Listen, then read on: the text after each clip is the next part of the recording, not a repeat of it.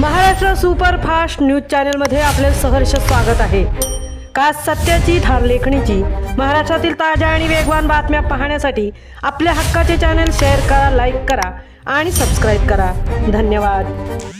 श्रीवर्धन आगाराचा गलथान कारभार। अलिबागहून श्रीवर्धनला सुटणारी बस अचानक रद्द।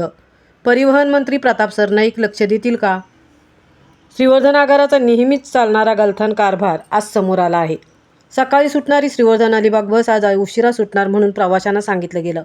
त्यामुळे अनेक अलिबागला जाणारे प्रवासी श्रीवर्धन कल्याण बसमधून वडखळ येथे गेले।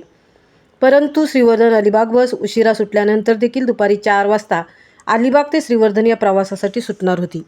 परंतु अलिबाग बस स्थानकावरती चौकशी केली असता अचानकपणे श्रीवर्धन बस रद्द झाल्याचे सांगण्यात आले। याबाबत श्रीवर्धनचे आगार व्यवस्थापक मेहबूब मणेरे यांच्याशी संपर्क साधण्याचा प्रयत्न केला असता त्यांचा मोबाईल बंद होता। एकूणच श्रीवर्धन आगाराचा हा गलथान कारभार कधी थांबणार याबाबत प्रवाशांमधून चर्चा केली जात आहे। श्रीवर्धन आगारामध्ये 1 एप्रिलपासून CNG पंप सुरू होणार होता व CNG पंप सुरू झाल्यानंतर 40 नवीन CNG बसेस श्रीवर्धन आगारात दाखल होणार होत्या। परंतु अद्याप CNG पंप सुरू झालेला नाही व CNG बसेस उपलब्ध देखील नाहीत। परंतु श्रीवर्धन आगाराकडून प्रवाशांची थट्टा चालू असल्याचा प्रकार नेहमीच सुरू आहे। याबाबत श्रीवर्धन बस स्थानकामध्ये चौकशी करण्याचा प्रयत्न केला असल्यास कोणीही अधिकारी उपस्थित नसल्याचे पाहायला मिळाले।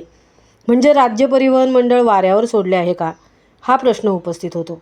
श्रीवर्धन आगारातून सुटणाऱ्या बसेसना नेहमी पेण तालुक्यातील थांबे दिले जातात व त्याचा त्रास थेट मुंबई, बोरिवली, भाईंदर या प्रवाशांना होतो। याबाबत देखील विभाग नियंत्रकांकडून कोणत्याही प्रकारची कारवाई अद्याप करण्यात येत नाही। यापुढे अशा प्रकारचा गलथान कारभार निदर्शनास आल्यास श्रीवर्धनमधील नागरिक व प्रवासी श्रीवर्धन आगारात जाऊन आंदोलन करण्याची शक्यता वर्तवली जात आहे। महाराष्ट्र सुपरफास्टसाठी संतोष चौकर सह तृप्ती भोईर, श्रीवर्धन।